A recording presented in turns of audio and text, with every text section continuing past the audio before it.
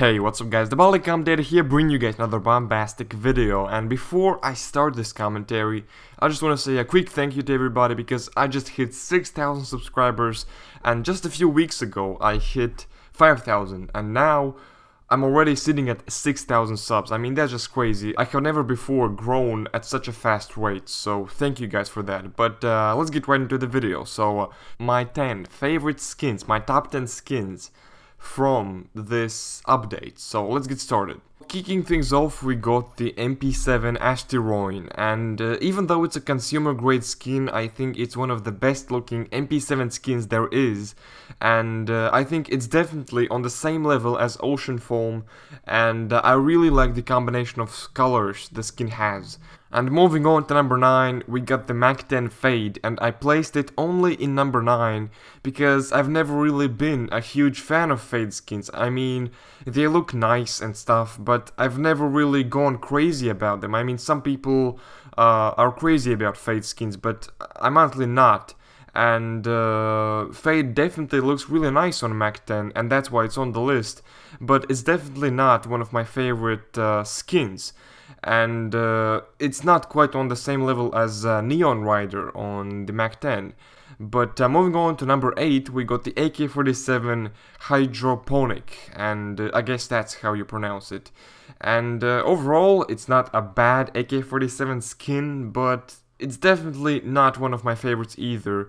And in my opinion, the colors on the skin just don't work well together. Like, it has that green and white theme going up with brown stock AK-47 colors, and in my opinion that just doesn't look that good together. I mean, it's still a nice skin, but definitely not one of my favorites. At number 7, we got the M4A1S Hot Rod, and I was a big fan of AUG Hot Rod. It was one of my favorite AUG skins out there, and also the skin looks pretty neat on the M4, and the idea of the skin is pretty simple. It's just a bright red color covering the major parts of the weapon, but it just kind of feels that something is missing from the skin, and that's why it's only the 7th on my list. However, I do believe that putting appropriate stickers on this M4 would make it look a lot more aesthetically pleasing. The next skin on the list is AK-47 Aquamarine Revenge, and it has its own unique theme, and that's what I like about it. It's different from any other AK we have in Counter-Strike Global Offensive, but even though Aquamarine Revenge looks neat, I still prefer my precious Wasteland Rebel. But at number 5 spot we have the M4A4 Poseidon, and damn, it's really nice. It kinda makes me sad actually, because there are so many fantastic M4A4 skins on the market, like Poseidon, Howl, Bullet Rain, and I can't really get a feel of them because I play with the M4A1S, and honestly I just can't handle the M4A4, I just can't play with it. But overall I think Poseidon looks really awesome, and it's definitely one of my favorite M4A4 skins, so that's why it takes the number 5 spot on the list. But it was very hard for me to decide which skin I want to put at number 4 and which skin I want to put at number 3, because I mean, they both look pretty nice, but eventually I decided to put M4A1S Icarus Fell as my 4th favorite skin from the update, and it looks really nice with the blue theme going on. It's pretty eye-catching, and honestly, I'm loving it. And what's also great about the skin is that it's only a restricted item, meaning it probably won't cost as much as some of the covert skins from the update. I mean, it will still be very expensive at the launch, but after a few weeks, after a few months, it will drop in price and it will be pretty affordable. And I always wanted a nice Glock skin in the game. I liked the Dragon Tattoo and Water Elemental, but they just weren't that great. But now, finally, there is a Glock skin in Counter-Strike Global Offensive that I consider fucking fantastic. And starting off the top 3, we got the Glock Twilight Galaxy.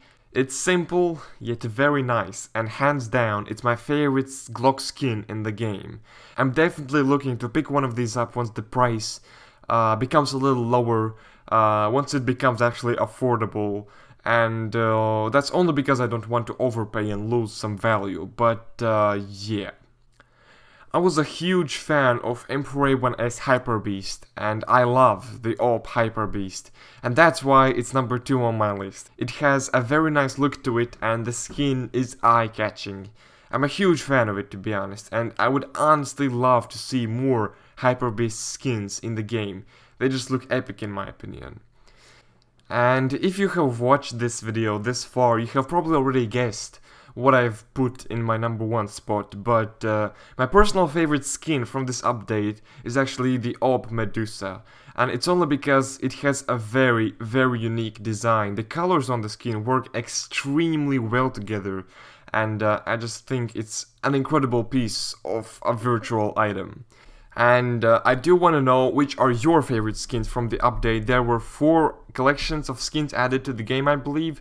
A total of 61 skins has been added to the game, and it's one of the biggest updates in the CSGO history in terms of skins, as far as I can remember. But overall, I'm not disappointed about the update, but I kinda expected something different. Like the rest of the community, I expected StatTrack music kits, which unfortunately we still don't have, Volvo please. And I also expected some game fixes. I expected, I mean, I was naive, I expected hitboxes to be fixed. But yeah, at least we got the season back, that's nice. I will play it a few more times, try to figure out what people like so much about the map. But there was also a new knife skin added to the game, Falcon or Falchian knife, or however you pronounce it. And overall, it's pretty nice. I definitely prefer it over flip knife, but it's not the best knife in the game, that's for sure. I believe after a few months the price of it won't be that high, so if you want to get this knife, maybe wait a few months for the price to drop down, because it's definitely not worth getting it right now. It's pretty overpriced at the moment. But anyway, it's been the Baltic Commentator. Hope you all enjoyed the video. Thank you for 6,000 subscribers, and I'll see you guys later in the next video. Peace out.